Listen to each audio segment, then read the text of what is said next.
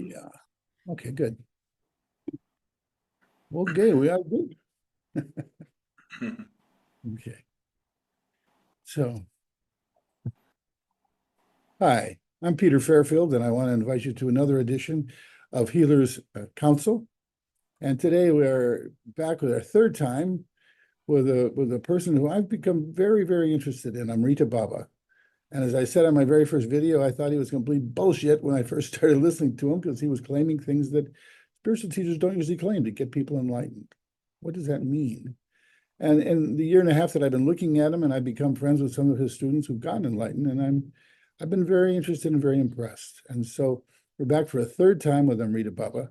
And so welcome. Well, actually, he's welcoming me because we had trouble, so he had to invite me because my invitation to him didn't quite work. So anyway, I want to get into some details today. You had talked about sending blessings, and I want to look at the mechanics of that because this world needs blessings. And also, I want to talk very specifically about the boomies. There's 13 boomies. Maybe talk about what it's like at each of the levels or some of the levels and how we know it's happening. And I really want to get into some nuts and bolts because hopefully nuts and bolts are listening and they'll get better. Okay, yes. Thank you for the invitation. Glad to be with you again. Yeah, thank you. So, what I recently had some serious health challenges, and Baba sent me a blessing, which I felt. And so I wanted, I mean, there's the idea of just sending from my heart to your heart, just, from my mind to your heart, just sending you goodwill. But I think as you get more and more involved, more and more open, as you get clearer, as you have less restrictions, as your Buddha nature opens from your heart more and more, the idea of a blessing has a deeper and more profound possibility. I'd like you to talk about that, if that's okay. Yeah, it's a really good topic. Well, it's exactly like you say that when there is less stuff in our system, we not only know ourselves better, in common terms, we feel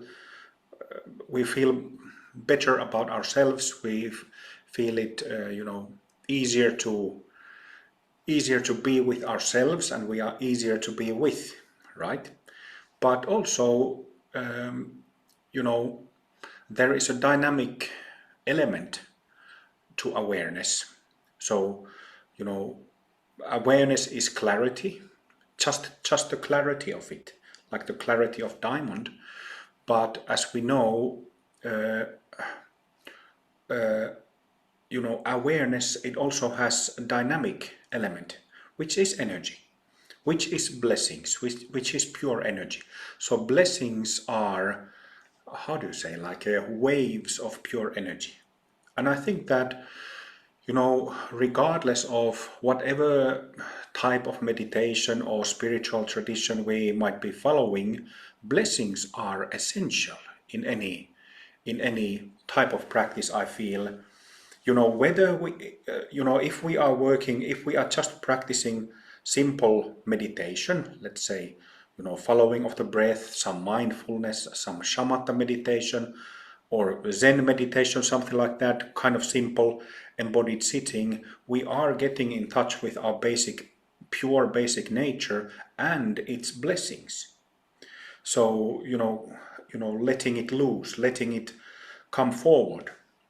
And on the other hand, in practices where there are traditions, where there are prayers involved or mantras, mantras towards prayers toward God, prayers towards spiritual masters like Jesus or Buddha or Padmasambhava or Taoist masters, there's also an element of blessings, obviously. There's instantly, always when we ask, there is a charge, a spiritual charge, or a wave of blessings coming our way. So, and it's an interesting thing. I remember my heart teacher, one of them was this lady yogi, lady saint called Sivakami, and she was an adept in Hawaiian and Polynesian Huna tradition. And in Huna, I find it fascinating. There might be some other native cultures that have similar emphasis with blessings, but they had a really interesting and very down to earth and kind of, how do you say, like for them it seemed like their take on blessings was really that it's necessary to have in everyday life. And we kind of have remnants of that in this post-Christian culture. I'm Finnish by origin, and so I've grown in Orthodox Church, loosely, very loosely, But even in this post-Christian culture, we can see some remnants of that, like saying prayers for food, or when you're asking, you want to get married with somebody's daughter, you ask a blessing from their parents, something like this. So this, Even just saying Gesundheit, it's a blessing if somebody sneezes or something, it's almost yes, automatic. It's built into the culture. yeah, yeah, and unfortunately, it's become like just mere words. Yeah. But the reason why I wanted to mention Huna is because, well, I never really studied Huna in depth, but what I learned from my teacher, Sivakami, and what she had learned from hers, it was not only words, not only phrases to be repeated, God bless you, but that there was an actual energy to be felt and received. So, this is not difficult at all to do. It's not difficult at all to feel. So we are all capable of it. But, like with everything, if one doesn't have experience, that you just have to do some practice and do some experimentations and get the energy out from us. Of course, myself being a tantric practitioner and teacher, in tantric yoga, both in Hindu side and Buddhist side, to receive blessings of an enlightened master, Mahasiddha, is it's the most important part of the whole training system that has the power to take us to full enlightenment, to Buddhahood. So yeah, that's the nutshell explanation of what blessings are. But this is something I think that meditators should think about more, because we are always told that essentially we are no different from enlightened beings.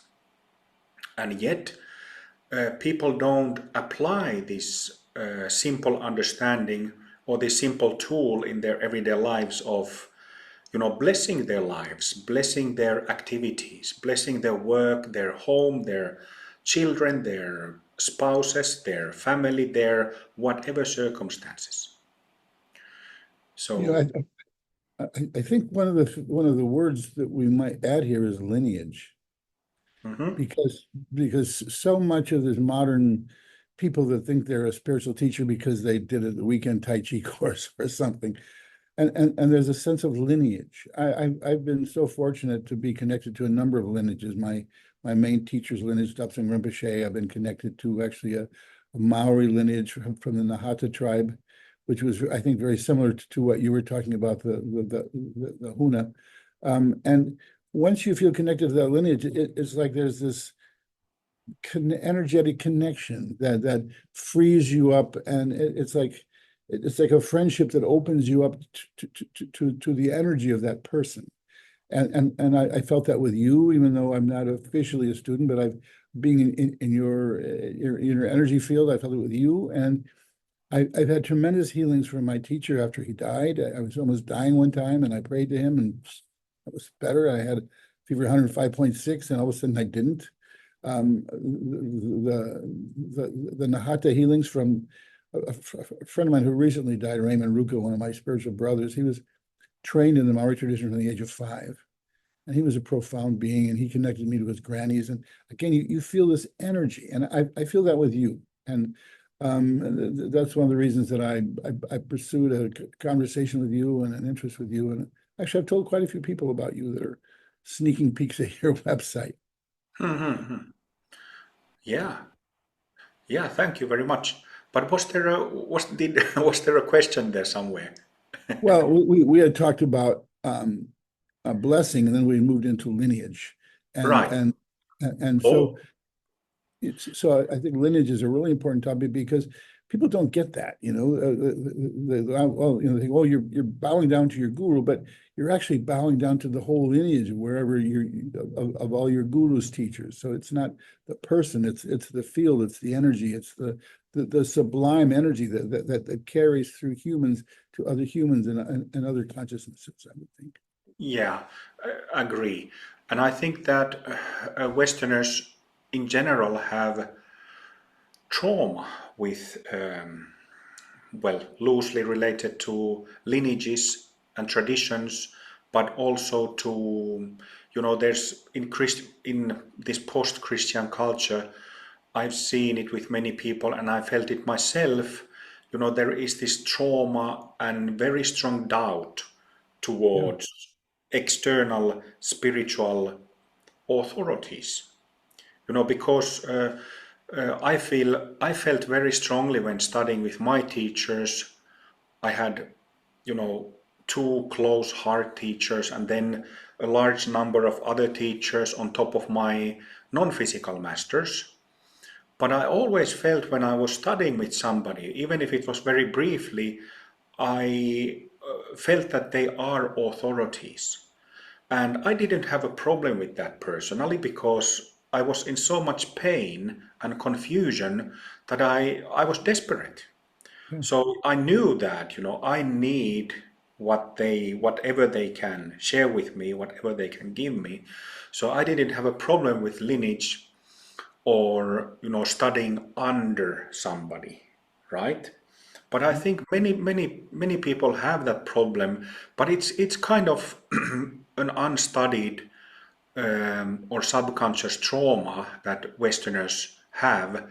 And I've seen it many times that Westerners kind of rebel against this idea, even though, it might be completely obvious that whatever practices we are talking about or what lineage that it would be immensely beneficial for oneself. But there is this subconscious rebelling because of the religious cultural trauma we have. But it's just one thing, something that I've observed. But it is definitely like you say that becoming a student of some teacher who represents a lineage of an enlightened master or masters, it has the power to completely change one's life, completely change one's mind, completely change one's problems. So, you know, yeah, I can't really, I speak about when I teach. I always, my gurus sit in my heart, and I always feel that I can never repay them back what they have given me. And that's just the way how I feel after so many years of being part of lineages and so so many thousands of hours of receiving blessings from for example Padmasambhava or Babaji here behind me. I can never repay them, and I'm perfectly happy to be in that that position, yet trying to give back to others what they have given me. Probably not at your level, but that's been my experience too.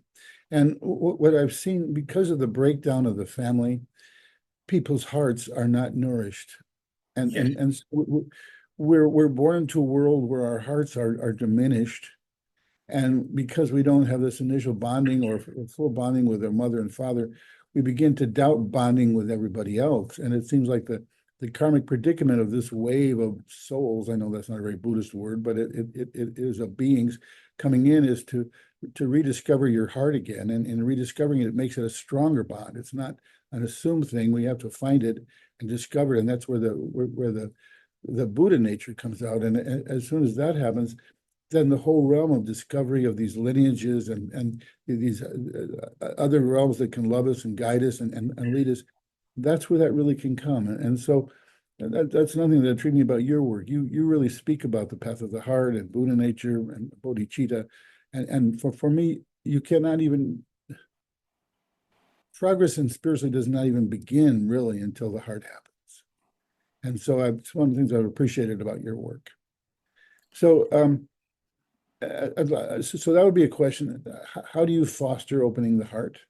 And then how does that lead into the opening of the bhumis? Maybe we could just cover briefly what a bhumi is, and then how how the path that you set out here, that you downloaded and refined, how does that lead to the bhumi opening, and what's that experience like for people? Well,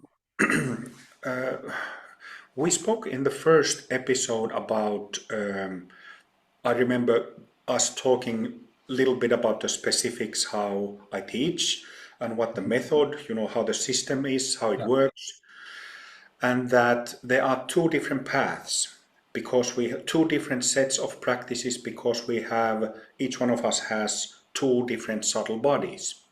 So, there are, in ancient Indian literature, they spoke about three bodies, three deha, and which they adapted to Buddhism with three kaya, right? And these three bodies are physical, astral, and causal. I use the terms astral body and causal body because they are somewhat common terms, but they are very easy to define. So astral body again is in the shape of the physical body, and it's made of these grossest non-physical channels, which are meridian channels, just like in traditional Chinese medicine. Same channels, but the astral body is full of those channels. So in traditional Chinese medicine, at least in the extent that I've studied it through shiatsu, they use like a smaller number of channels. Although there are hundreds of acupuncture points, the number of channels is usually something like between 20 and 30.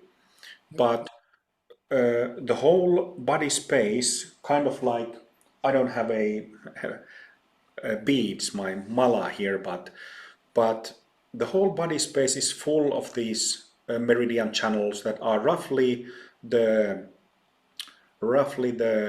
thickness of a mala, or like a shoelace perhaps, full of those channels.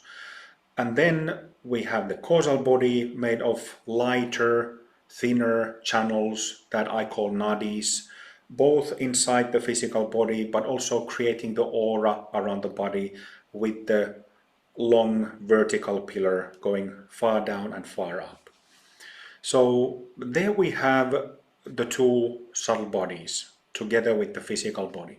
And the reason why I wanted to say this, you asked about opening of the heart or healing of the heart and bhumis.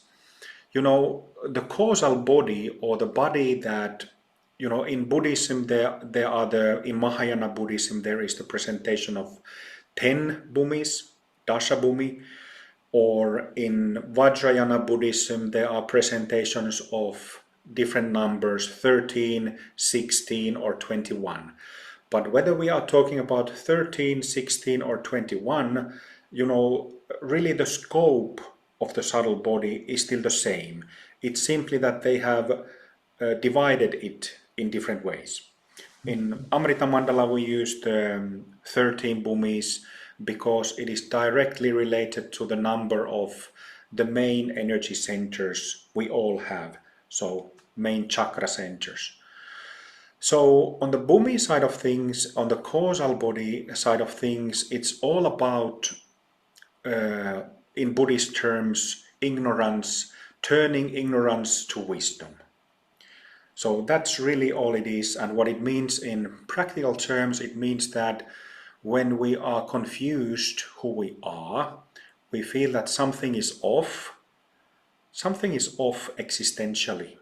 From that perspective, we don't really know our place in the world. We don't understand what's happening, and so on. We don't know who we are. That's when we need to, the way how Buddhist practice works, how our practice works, is that you look into this sense of me or I, this sense of self, because it's this accumulated or sense of self that we have created that gives us the feeling, this sense that something is off and we don't know who we are or where we are or where we are going, this existential confusion. Who are we? Sorry? In 30s, who are we? Right. Yes. So to look into this self, this I, we find out that it's not really, there is no solid entity in us. There is no solid sense of self in us. But this sense of self, it gets from very apparent form to extremely subtle form. And that's why we have the whole arc of different bhumis. So it's not only about one awakening or two awakening experiences, how you can let loose or deconstruct that self, but we need a whole range of awakenings or bhumi openings to deal with that. But this process, purification of the causal body, going through the bhumis, does not necessarily have much effect on one's heart. And I know this from my own experience, and I've seen it with my students.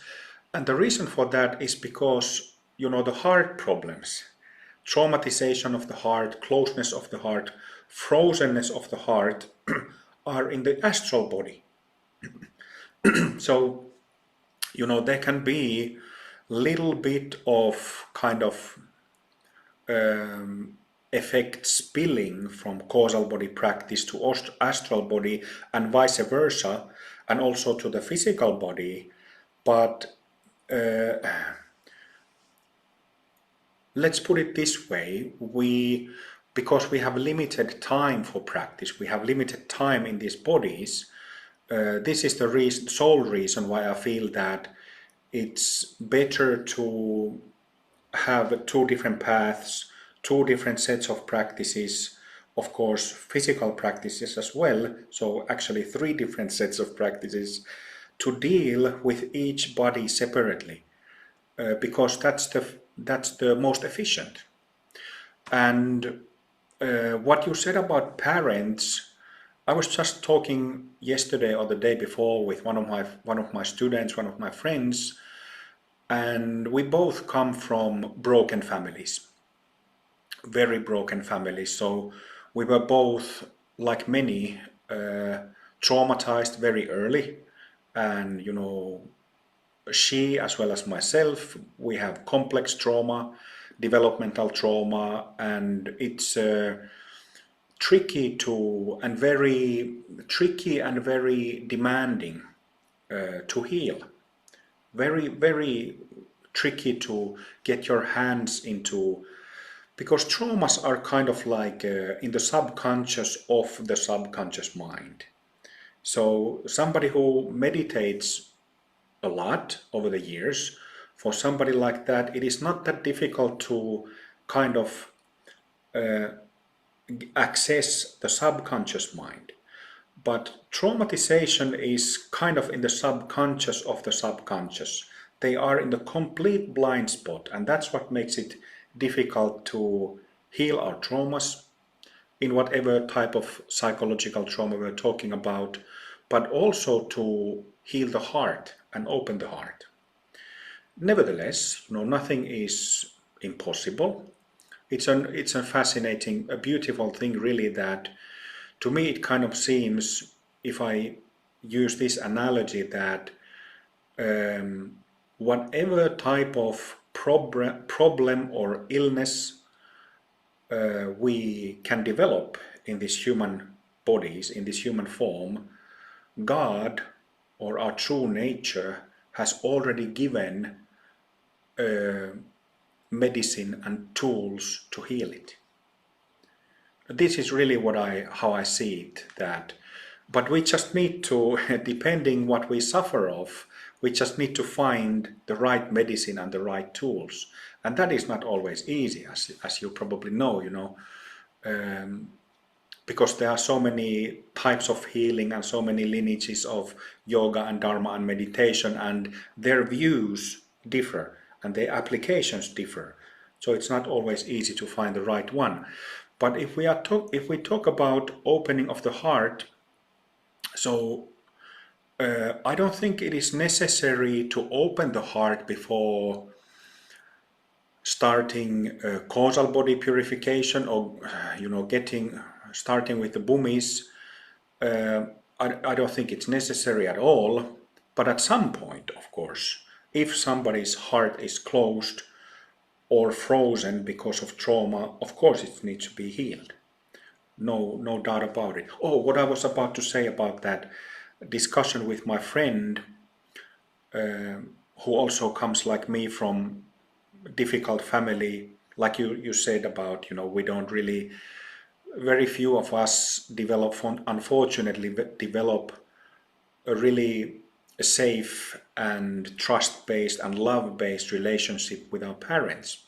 But what we were discussing with my friend is that she felt like that in the absence of healthy parent relation, that role, through the blessings and through the many transmissions, have been at least partially healed through Guru Yoga. Because, meditating with enlightened masters, there is unshakable safety there. And It creates that primal union that you can trust. yes, Rather than father and mother, you develop this unshakable union of love, respect, and connection without any dissonance. exactly that. Yeah. What I discovered in my work in Chinese medicine, you can feel the effect of the parents on the pulse.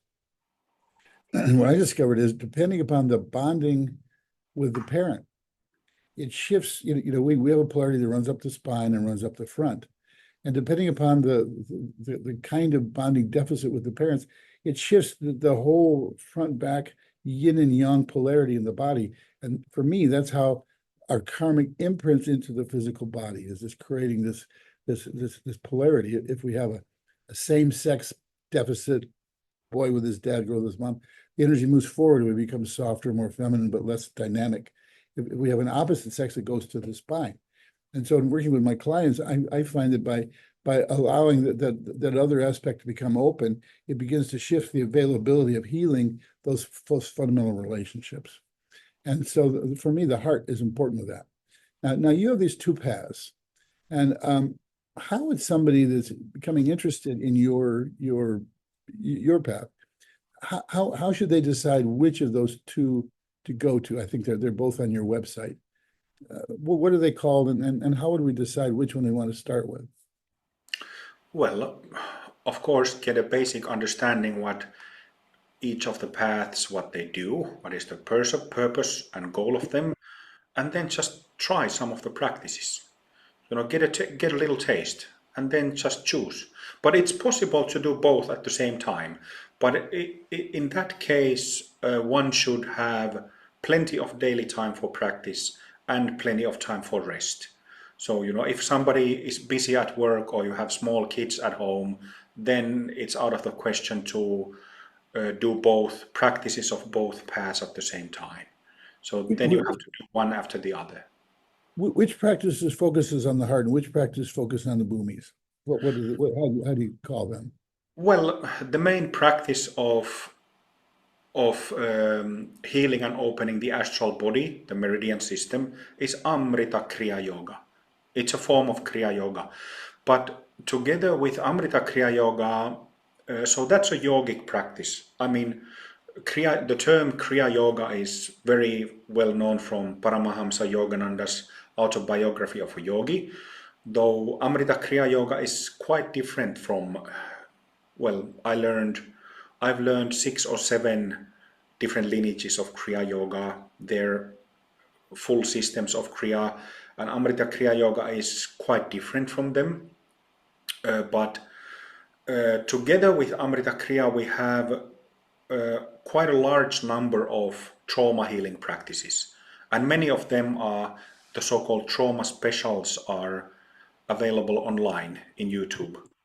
So just to give you an like a brief explanation that it's a set of practices. It's not really like a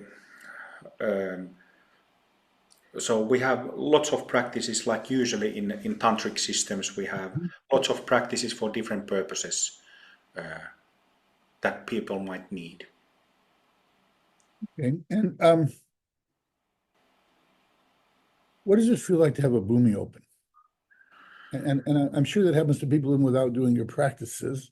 Yes, I had one open. It was kind of interesting. I had quite a result afterward. And I really attribute that just from being around you and also being around several of your students who have come to know that have gone through the boomies.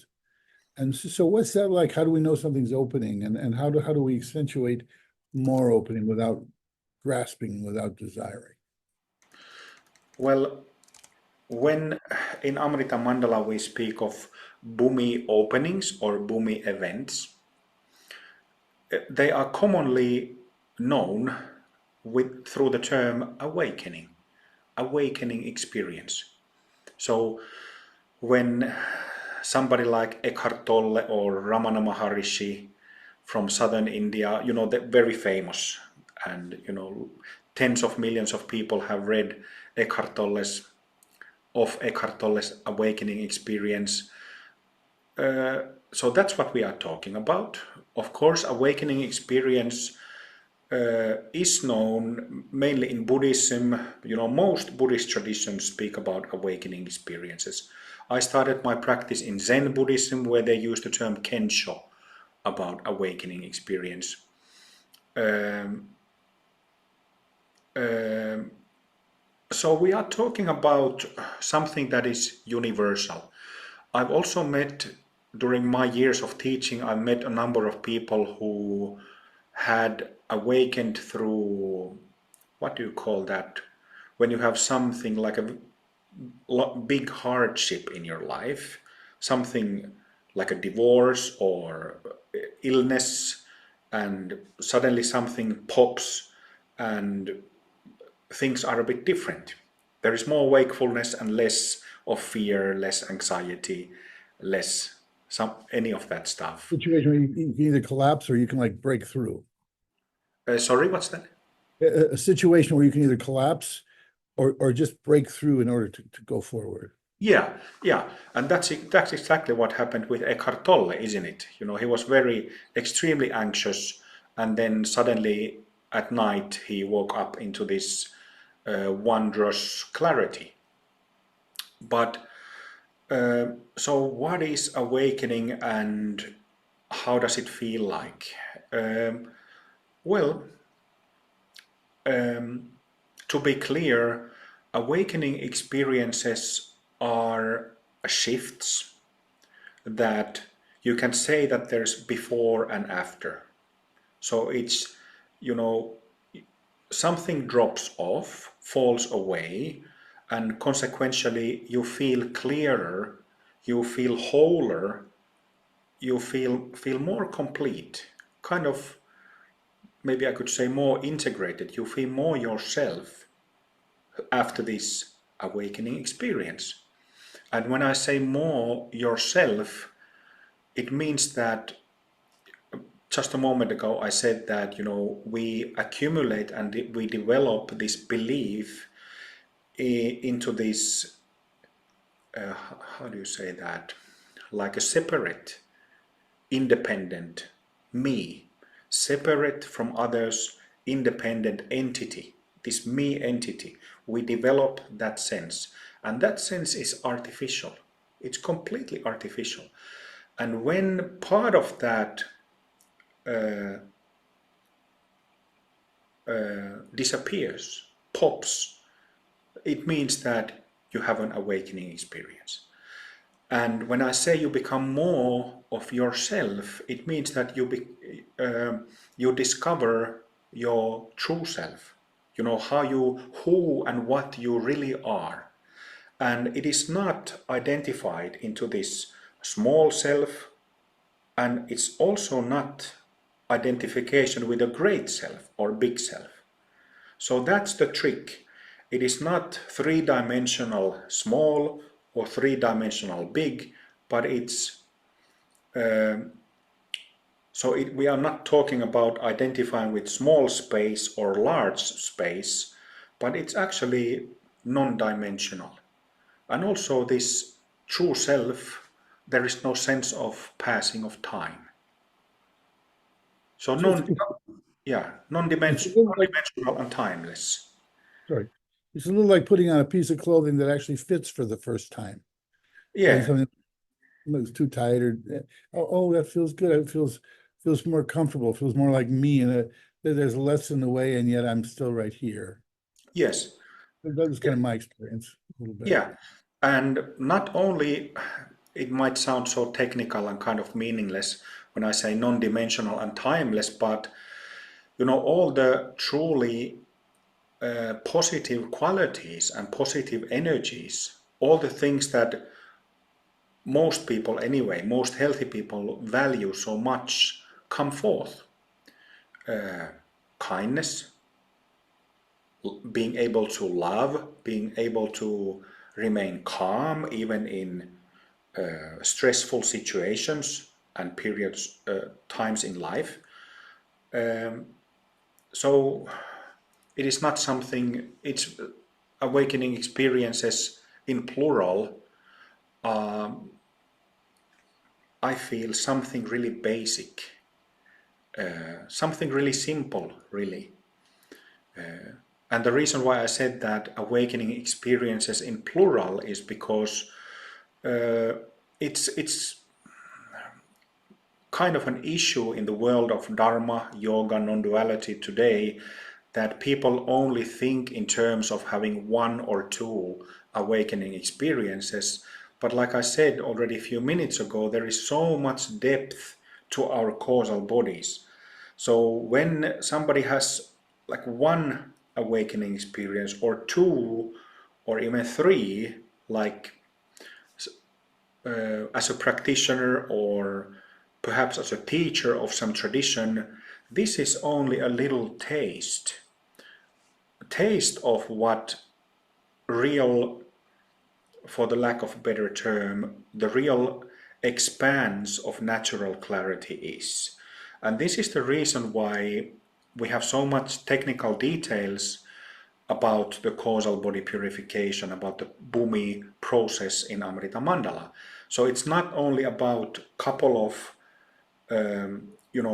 when we speak of 13 Bhumis in Amrita Mandala, we speak of 6 small chakras here inside the head, on top of each other. So 6 between this distance, and then 7 in the space directly above the head, extending 5-6 meters, so 15-18 feet from the crown up.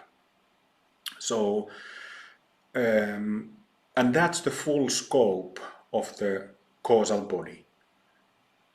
I remember years ago, this is a little off track what we're talking about, but I was sitting at a beach in Oregon. This was like 50 years ago, and somebody had given me some psilocybin mushrooms, and we took the mushrooms, and all of a sudden, after a while, I felt like I had this antenna, and people would talk to me, and I would kind of wave the antenna, and they would understand what I was thinking, and so I don't think I held that, but that was my experience of having this kind of a wand on top of my head that really could communicate and receive. And when according to your student, Sylvia, my sixth blew me open, and I felt like I was less trapped in my body. I mean, I've always had psychic experiences and stuff, but I felt like that I was in space and in my body at the same time. There was, the window was open and without a shape to having to pass through. It was fascinating. Yes, yes, yes. Yeah. Now, now one thing that I find very interesting with you, and I think this could jiggles people's rational minds. You do a lot of channeling from non-corporeal, non-physical entities. You channel Babaji, Jesus, and several other beings, quite a few. And so when that first started happening to you, how did you know that was real? And how and you know, a lot of us talk to I'm an ex-wife that used to channel like that, and I would wake up at night and I'd feel this presence in the room, and then pretty soon I could talk to the presences. But how do people know this is real, and how can they bring that to themselves? Yes. So what we are essentially talking about is what is known with the term Guru Yoga or Tantric Guru Yoga. And to be exact, it is not channeling. And it is definitely not channeling of some spirits or entities. Here I'm kind of getting a bit technical. That's I'm, good. I'm I'm sorry because I'm I'm like a mechanic or an engineer by my nature, not a poet or something like that. I think that if I was a poet, it would be more fascinating to people, but I think that exactly because there is so much kind of poetical, romantical, fantastical, and fascinating aspect in Dharma is why a lot of people don't understand the Dharma. So, They fly away rather than getting centered in right to the exact point that they have to move through. exactly. And that's the thing with any spiritual path, that we need technical details. There is no way around it. But, you know, so just before getting to your question, with awakenings or with Guru Yoga, with all this, we are really talking about getting in touch and revealing what is really beautiful and valuable, rich and juicy in us. So the opposite of tight, stressed, dry, uncomfortable, angry, all that. So we are really talking about, getting to the good stuff. You just described politicians. Huh? You just described politicians. Yeah, well, I think I described most of us. Yeah. Yeah. But so, yeah, to be clear, it's not channeling exactly, and it's not also being in contact with some random spirits or entities of some subtle realms. We are talking about Guru Yoga, which has a really clear definition and has had for tens of thousands of years at least. So, how did I first get in touch with that? Well, as I said, I grew up in a family that was broken. My father was an alcoholic, and my mother had to work a lot. And well, I grew up in a old mining town, and this is, uh, you know, when I was a small boy. This is early 1980s. So this is like the first generation after the Second World War in Finland, in Eastern Finland. So there was lots of alcoholism, lots of fighting, lots of stabbings in my hometown. And, as we can expect, war veterans who work in a mine, when they get off work, they get heavily drunk, right? So this was the environment where I grew up, and because I saw that confusion, that what's the English word, like that mess, that immense suffering. When I was a little kid of 3, 4 years old, I felt this anguish.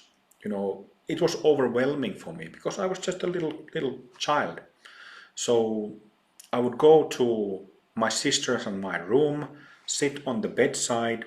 We had a two-story bed, and I sat on my bed on the lower edge of the lower bed, and I would close my eyes, and I would feel this pain, and I just spontaneously started praying. And long story short, I would do some simple practices that I remembered from past lives, and always when I sat down at the edge of my bed, and later in my when I was a bigger child and then a teenager, there was this suddenly this appearing of immense light and clarity and love and radiance in the room, and I was always just swept away from it. It was so beautiful. And I don't think I ever tried to, I might have, I don't remember, but I don't think I ever tried to ask my mother, my father, or my uncle, or some adults, what that was. But it kept happening like 2 or 3 times a week for many, many years. Um, and then much later, I had already practiced Zen Buddhism for 4 years, and then when I switched to tantric practice, Kriya Yoga practice, Shaiva Tantra, I I remember when I read Yogananda's autobiography, it spoke about Babaji, and there's also one sentence there that says that something like. Simply, if you think of Babaji and invite him to you by saying his name, he will instantly come. Something like this is said there. And reading that sentence, I immediately invited Babaji, called him by name, and poosh, there was this immense blessings. Um, and then, I started Guru Yoga practice then, but it was maybe a few weeks after that having that contact with him when I realized that since I was a little boy, throughout my teenage years, it was Babaji, Padmasambhava, and many others that we now know as Mahasiddha family in Amrita Mandala who came to me through those years just to kind of grab a hold of my shoulders and give me stability so that They saved you. sorry. They saved you from the mines and from the Finnish depression, and they really buoyed you to keep you from falling into the cultural milieu that where you grew up. It saved you. Definitely, exactly so. So that's how it started. And then when I started practicing Tantra in 2006, it was in 2007 when I received my first instructions from them. And, this is by then I had spent 4 years, 4 or 5 years in retreat. So I was meditating 8 hours or more every day.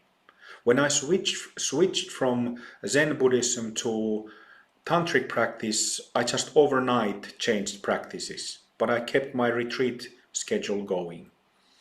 And during my Zen years, I also studied Zen arts, where analysis of the blessings or spiritual charge in the art piece, in calligraphy, it's through black ink, is Mhm. a central topic of study. So, and I had studied, shiatsu, energy healing before that. And when I switched to Tantra after that introduction in Zen and arts, I already knew a thing or two about feeling energy, sensing energies, and differences in energies. Um, but I'm immensely grateful to my teacher Sivakami because she had gone through the same phases and journey in her life and practice that I was going through. So she was extremely helpful, and I feel that the main thing that she taught me are two things. One is loving devotion, and the other is how you get in connection and communicate with non-physical masters. So, I spent 3.5 years with her until she passed away. And her guidance was really essential. But you asked about how people can do it. So it is something that if somebody has the karma to perhaps become a healer or become a teacher for others, it's the gurus who will talk to you. You don't go after, trying to get them to speak to you. It's a karmic thing. There's quite a bit of confusion of this, and I remember talking this with Sivakami because she had seen some of her friends kind of get in trouble with this because they kind of felt that they want to be a chosen one by the guru, and they more or less imagined that they were being given instructions, or they were talking with some non-physical masters with devastating results to themselves and also to if they gathered some followings. So this is exactly one point why in topics such as this there needs to be in-depth training, unless you have outstanding yogic samskaras, habit patterns, and excellent karmic connections. But if we think of Guru Yoga, how anybody could get in touch with non-physical masters and get their blessings, that immensely can help us. Just ask, just pray, just invite them, sit down, close your eyes, calm your breathing, feel your body, and then Babaji, or Jesus Christ, or Padmasambhava, or whoever you feel like, Krishna, whoever you feel like praying towards, just invite them with an open heart, with openness of heart. It doesn't mean that, if you have traumatized heart, you have some of that frozenness, just with sincerity, sincerely and honestly. Please bless me, please bless me, please bless me. And then sit and receive. Sit and feel. That's how. But What's that? that's a lot. No, no, it's very simple, very easy to do. No, but I mean, it's so the simplicity is so powerful that Yeah, just as I dropped into the purity of, it's like I didn't feel ego. I didn't feel like it make me better. I just felt this sincere opening of your heart to these sources. And I think that the simplicity and the sincerity of our heart yes, to be purified. And, of course, there's a tradition of dedicating the merit to other beings. And, I would say old souls, first you get fucked up, then you get healed, and then you help other people. And so that's the process of letting our own pain, our own suffering. I grew up with crazy families as well. And maybe not as well, anyway, it doesn't matter. There's no test here, but so it's really those are the blessings. It's the supreme difficulties of trying to find air and light and love that really brought me to the path. And I think that's what brings us to the path. And as long as we're in blame, as long as we're in anger and frustration, we don't get there. And I've been developing this new system of working with couples that only depends on who's awake. If people are freaking out or responding, whoever wakes up first, and they hold the space for the other person to finally wake up, then you can laugh about it. And and in a way, the spiritual path is like that. When we're in blame, we don't get there. When we're in curiosity, where do I put my feet? Where can I feel love? Where do I feel the light shining from? Then the universe will show us. I love the way you use God as a Buddhist, because it's just the infinity of all things that we are connected to, and there's no, there's no such thing as time, really. We don't have past lives. We have sequential lives that are here, and we can tune into really whatever consciousness that we choose. And I think that what I like about you so much is that you find these sublimely beautiful, nourishing sources to guide you. And then as I see you in your retreats, you sort of let that come forward and through you. And I think it's been profound what you've been able to do with people. And so where do you want to go from here with your teaching? Where do you feel like the path is leading you now? Well, my task, my job, I was asked to do this, to put together a method for modern lay people that will take them to full enlightenment, also known as Buddhahood. So when I speak of Buddhahood, I mean it's commonly known as Anuttara Samyak Sambodhi. So this is what I signed up to do and was asked to do, and that's what I'm doing. This is I put the method together now, and as you know, we have, I don't know, 22 or 23 people who have completely purified the causal body, and then we there's a bunch of us who are now working to purify the astral body so that we get to that result. But what will be next? Well, just working day in, day out.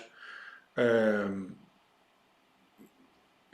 of course, it is like in every for every teacher in every mission, there are different periods how things change. One new thing comes, and then some old situation is left behind.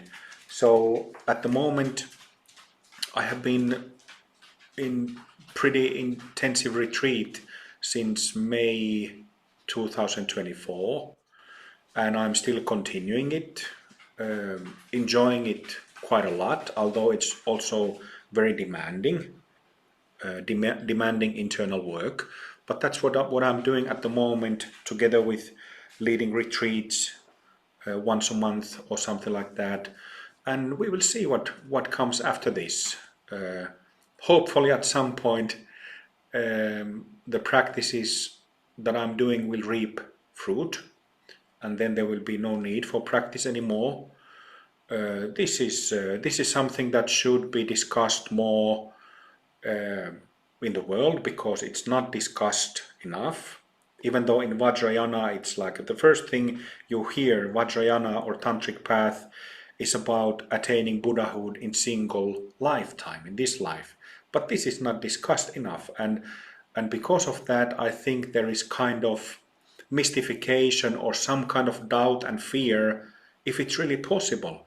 But I remember one of your gurus, Tulgu Urgyen, who I never met him, but I've been very impressed of his take, his expression of Dharma, that he said in one of his books that, listen up, folks.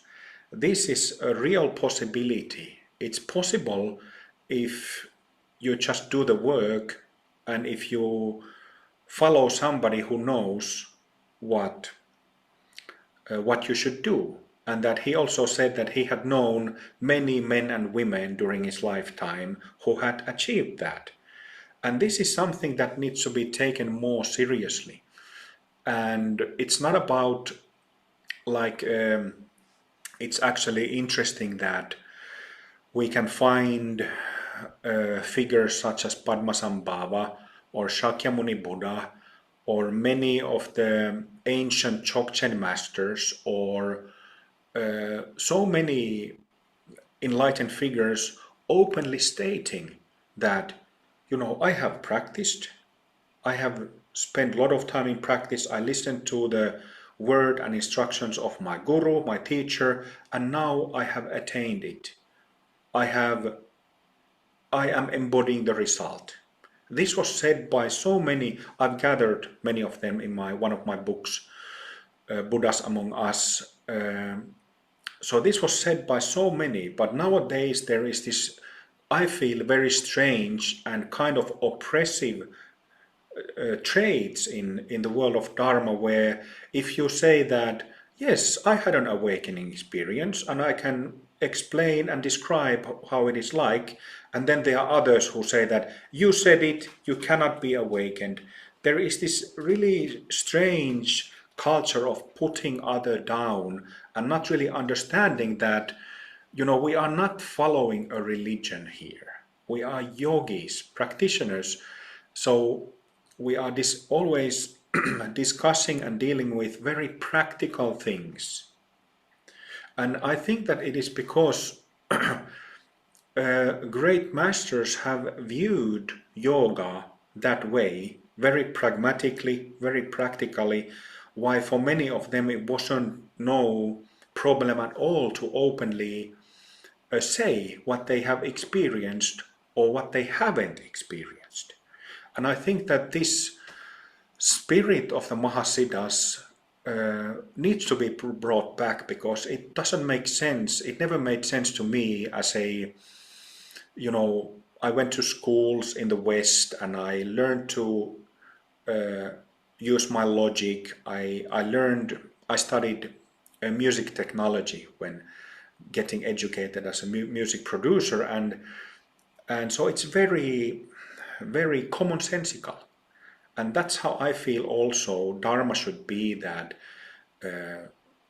enough of this hush hush, don't speak about the most important, don't speak about it's forbidden to speak of those things that cannot be mentioned, the Monty Python joke. And these things should be openly discussed. And I will continue to do so. I spent 7 years living in a Tibetan town in Nepal altogether. And Mm. it was nobody would say they were enlightened. No teacher would say he was enlightened. It was really verboten. Actually, it was frowned upon to talk about. The greatest teacher would say, "I have nothing. I am nobody. I have no attainment at all."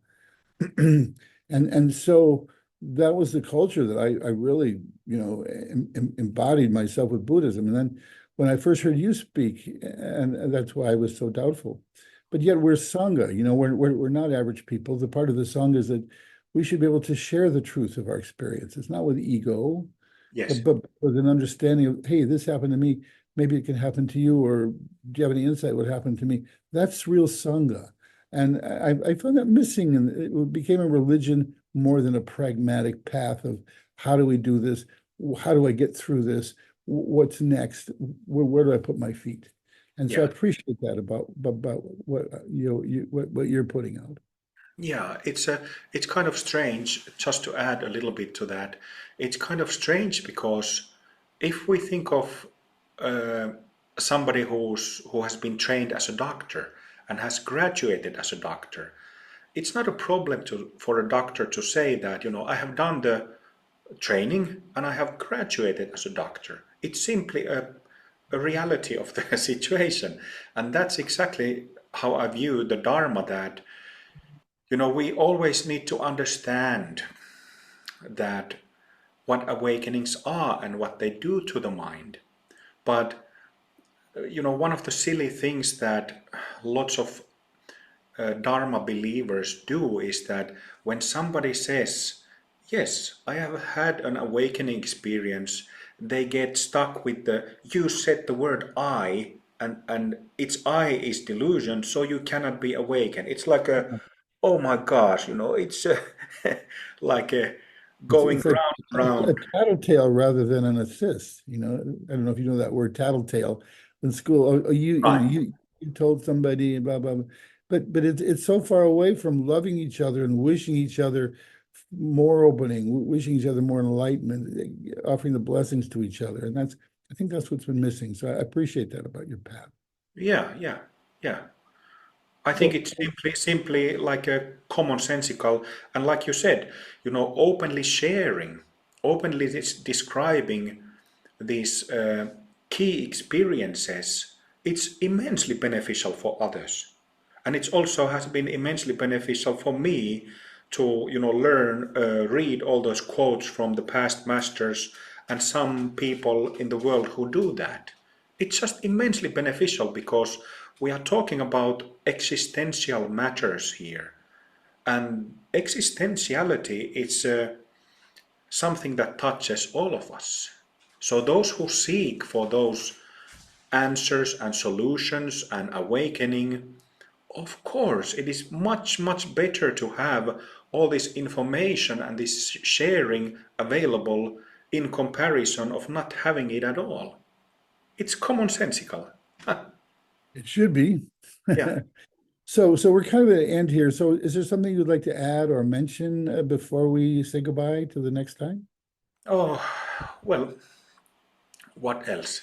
Oh, um, something that is an interesting thing. We were just having a Sangha discussion of this few days ago with few of my students, and we were discussing the view about trauma healing in the world and in Western psychology and its different modalities, and that it is not really in the map in people's minds the full healing of trauma. So there are lots of therapies, different healing practices, but in the Western world of Western psychology at least, there is no really discussion of full healing of trauma. There is usually even like top trauma psychotherapists, doctors, they only speak of healing it to some degree and then just learning to cope with it in one's daily life, right? But I think that full healing of trauma is something that kind of needs to be put on the map because it is possible. That's really one of my main work right now is helping people with trauma. And if you think about trauma as just where the system gets overwhelmed, there's too much energy, either externally or conceptually. The body it can't deal with, so things just freeze and get stuck. Yes. And what I find is by creating some movement within that, but it has to connect to the self, and that's where the heart comes in. That's I work with the heart in almost everybody that comes, and if they can find their heart, and then we can create some movement in the physical, and it's physiological. It's in the brain, it's in the body, it's in our concept. If we can find the heart and then begin to move, then the person can stand in the heart while this other thing begins to move, and then there's an integration. That's what I find that works in my work, and I don't think the West really deals with the heart that way. They don't think about it. It's like it's alien, the physiology of actually the heart. I mean, there's been some work. There's a place called Heart Math, and there's been some of that, but it's not integral to the understanding, particularly in Western psychology at all, or particularly psychiatry. That it's mostly into drugs right now. It's difficult, very difficult. Yeah. Yeah, yeah. Well, of course, the way how I'm looking at this isn't with the eyes of a psychologist or a psychotherapist. I have no training in that field. So my experience comes from, well, first of all, having complex trauma, being traumatized, and then as a meditator, as a yogi. So, and then of course, having had the immense blessings and instructions from my gurus, helping me to figure out how to heal complex trauma. And also, what does it mean mainly for the astral body, what complex trauma does for the astral body. And this information or knowledge is not existing in established Asian traditions of Dharma. Understanding what complex trauma does in the subtle body and how you can fix it, how you can heal it. So this is something that has been really been the main topic of study the past few years, and then figuring out how to exactly get to full healing of trauma. A lot of these problems were handled in the family. They weren't handled by an outside doctor even. Mm, Depression, anxiety, birth problems, things like that were handled in the family. It was considered a family issue. And so the literature on those things that are so prevalent in our culture is not so wide in a lot of the Tibetan medical, Chinese medical, Vedic medical, and so forth. It exists. But so now that it's coming out that we don't have a family that we can will hold us while we heal. So these things have become more of a medical problem rather than a social issue dealt with people that love you, because we don't often have people that love us in that yeah, way. yeah. And here also it is problematic that when, well, a couple of things came to our mind. Uh, that first of all, in my experience, if you really want to heal one's traumas, you have to engage with internal practice in one form or the other. Yeah. So it's not like a taking a 10-minute meditation pill every day and that will take care of it. It's like healing of complex trauma. It's serious work and serious commitment. Um, but the other thing is that I've seen this with Western meditators and Western Dharma teachers that, they kind of, to varying degree, they have understanding of the awakening side of Dharma, but no really understanding of the traumatization that they themselves might have or their students might have. So that's why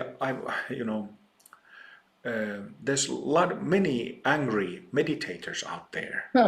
Yeah. It Yeah, stayed that way for a while. And the anger becomes their protection and their power. It keeps them safe from other people, and it's a way to, if they can get angry, then all of a sudden there's this energy rush that has nothing to do with meaning of life. And they can, I know, I work with a lot of people that have meditated a long time and gotten nowhere yeah, because nobody's pointed out that that anger is, if you feel it, if you just even let yourself feel the hurt underneath the anger, it yeah, begins to melt.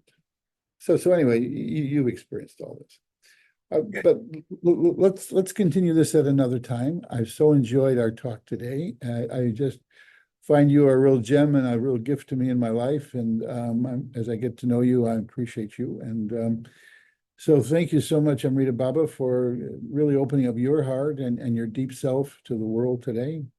I'm Peter Fairfield, and this is Physicians Council. And we will definitely be back with you. My dog Hannah is barking and saying goodbye as well. But thank you so much. My pleasure, my pleasure. Thank you, Peter.